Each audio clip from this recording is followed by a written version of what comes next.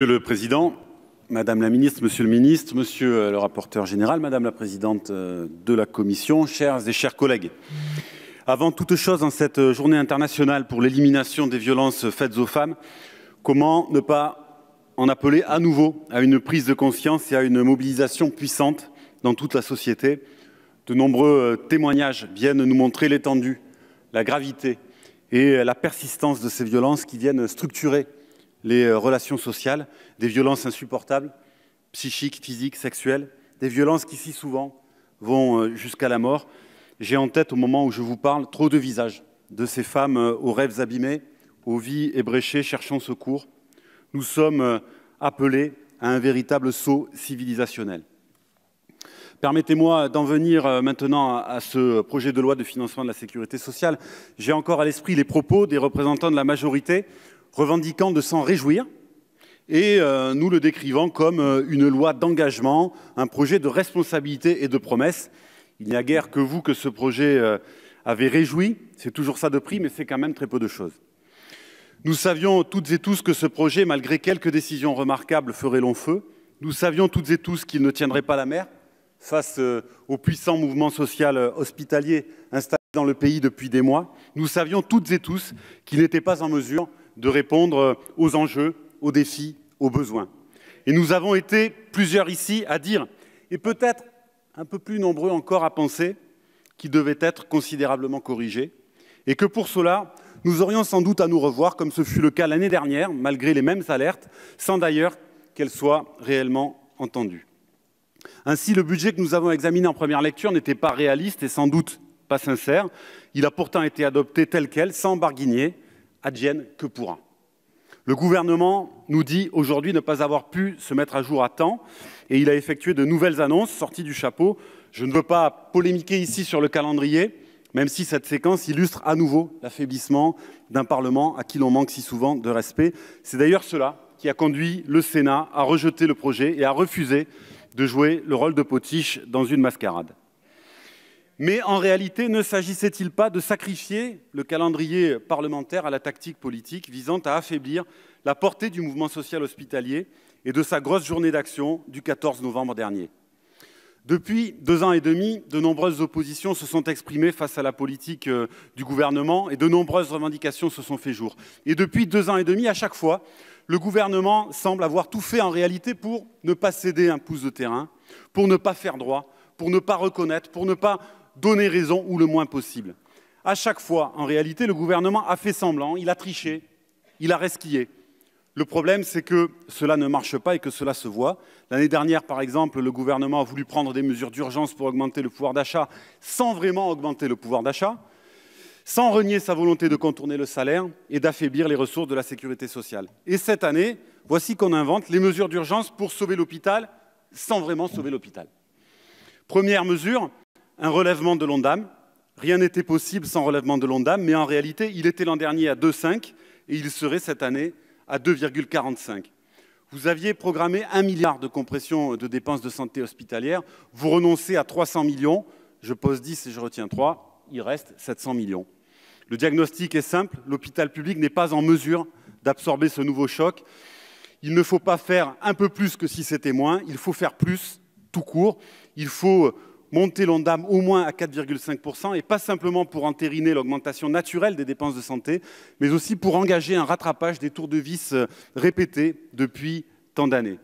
Deuxième mesure, la reprise d'une partie de la dette, dont les charges ainsi économisées ne suffiront pas à combler le manque que je viens d'indiquer. C'est là encore une nécessité que de reprendre cette dette. Il faut mettre fin, en effet, à cette hypocrisie par laquelle la collectivité fabrique de la dette et la met sur le dos des établissements, avec de surcroît ces charges financières indécentes. Mais cela appelle plusieurs remarques. Tout d'abord, il ne faut pas en reprendre un tiers, mais la reprendre dans son entier. On se demande d'ailleurs comment vous choisirez ce qui doit être repris et ce qui ne le peut pas.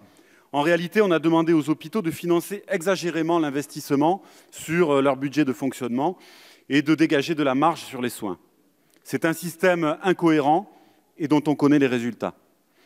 Ensuite, naturellement, il ne faut pas que cela s'assortisse de mécanismes austéritaires comme ceux du Copermo, bien souvent, qui exigent en contrepartie de son aide des restrictions, des suppressions de lits et de personnel.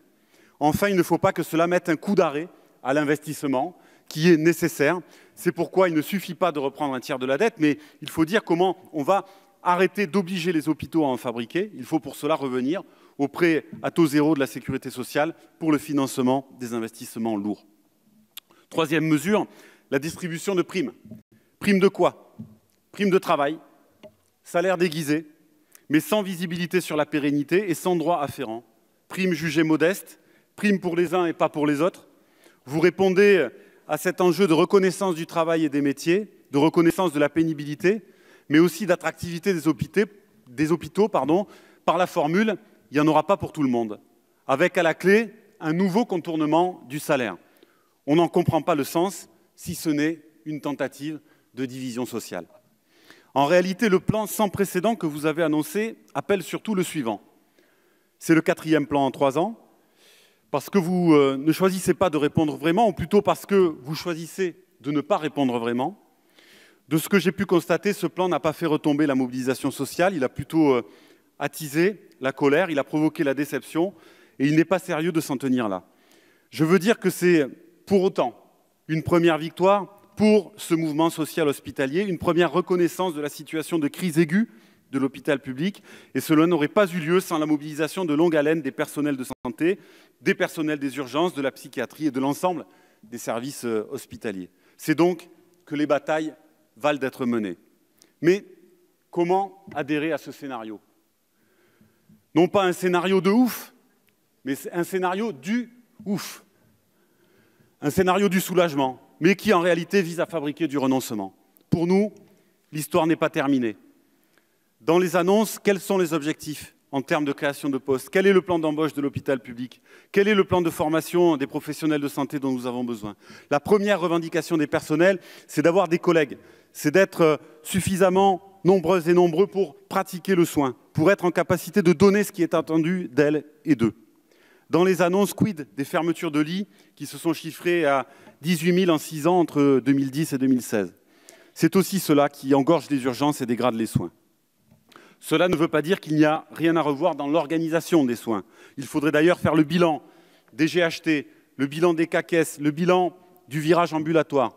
Il faudrait dire ce que l'on entend faire face aux opérations de vente d'établissements publics aux privés lucratifs. Il faudrait monter le niveau du service public pour l'autonomie. Ce nouveau projet, qui n'est nouveau à ce jour que par le dépôt tardif d'un amendement gouvernemental révisant l'ONDAM, n'est pas beaucoup plus réaliste que le premier. Et si nous disons tout cela, ce n'est pas pour jouer les monsieur, madame plus, ce n'est pas pour se complaire dans la peau des éternels insatisfaits, ce n'est pas par opposition de principe. Nous voudrions pouvoir voter enfin un budget de la sécurité sociale satisfaisant, qui nous place dans une nouvelle dynamique, qui soit à la hauteur du fait que la santé est la première préoccupation des Françaises et des Français. Si nous disons tout cela, c'est parce que les mesures attendues sont finançables. Mais le gouvernement a choisi de rester enfermé dans sa logique de sous-financement de la sécurité sociale, d'exonération massive, de diète sévère du service public. Il a choisi de se passer de recettes dont nous avons besoin. Il a choisi, comme un symbole, de ne pas compenser intégralement les exonérations à hauteur de 2,8 milliards d'euros. Le renoncement à cette simple mesure, déjà, apporterait beaucoup. Chers et chers collègues, j'ai conscience, en défendant cette motion, de vous proposer de rendre la main au gouvernement, puisque si elle était adoptée, il serait procédé par ordonnance. Mais au point où nous en sommes, la main, hélas, le gouvernement l'a déjà. Si la motion est adoptée, le signal sera clair. Même avec ces annonces, sa proposition ne tient pas, sa proposition ne suffit pas. En ce 25 novembre, où tout arbre prend racine, vous devriez changer de plan. Vous faites peut-être le pari qu'à la Sainte-Catherine, les sardines tournent les chines, mais n'oubliez pas la suite du proverbe, à la Saint-Blaise, elles reparaissent. Et soyez certains qu'elles n'attendront pas jusque-là. À la première version, vous vous réjouissiez. À la deuxième, je ne sais comment vous allez sublimer ce sentiment. Mais alors imaginez à la troisième.